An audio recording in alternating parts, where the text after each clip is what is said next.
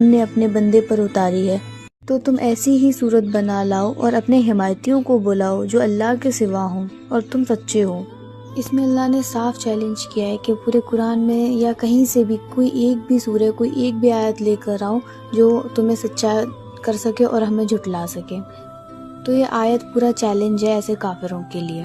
اس میں بھی آپ اللہ کی بات دیکھیں کہ حقیقت میں بندے کو شک نہیں ہے کہ قرآن مطلب جھوٹا ہے یا اس میں جھوٹ بولا گیا ہے، بٹ یہ اللہ کی محبت ہے، اور تم کو شک ہے تو لے کے آؤ ایک بھی آیت۔ تو اللہ اس میں پروف مانگ رہا ہے، یعنی تم سچے ہو، یعنی تم اپنے لیے ایک پروف کھڑا کرو۔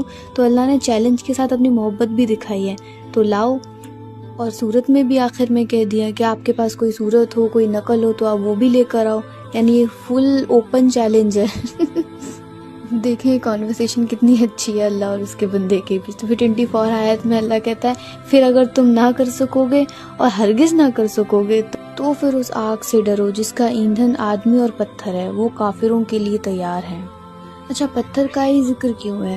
تو سمجھے عام کوئلے اور پتھر کی آگ میں بہت فرق ہوتا ہے۔ عام کوئلہ کمزور ہوتا ہے، پتھر زیادہ بھڑکیلا اور خطرناک ہوتا ہے، اس لیے سخت عذاب۔ کافروں کے معبود بھی پتھر کے ہیں، یعنی صاف چیلنج ہے کہ اے کافروں تمہارے ساتھ تمہارے معبود بھی جھوکے جائیں گے۔ اس کے دو مطلب ہیں کہ پتھروں کا ہی کیوں، تو آپ سمجھ گئے ہوں گے۔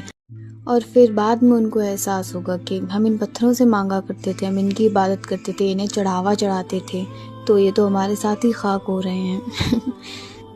25 دیکھیں، اور ان کو خوشخبری سنا دو جو ایمان لائے اور اچھے کام کیے، یعنی یہ جو 25 آیت ہے وہ مومنوں کے لیے خوشخبری کی علامات ہے کہ ان کے لیے جنت ہے جس کے نیچے نہریں بہہ رہی ہیں، جب پھل کھانے کے لیے دیا جائے گا تو وہ بول اٹھیں گے یہ تو وہی ہے جو ہم پہلے سے کھا چکے ہیں، جو ہمیں پہلے مل چکا ہے، جو ہمیں دیا جا چکا ہے۔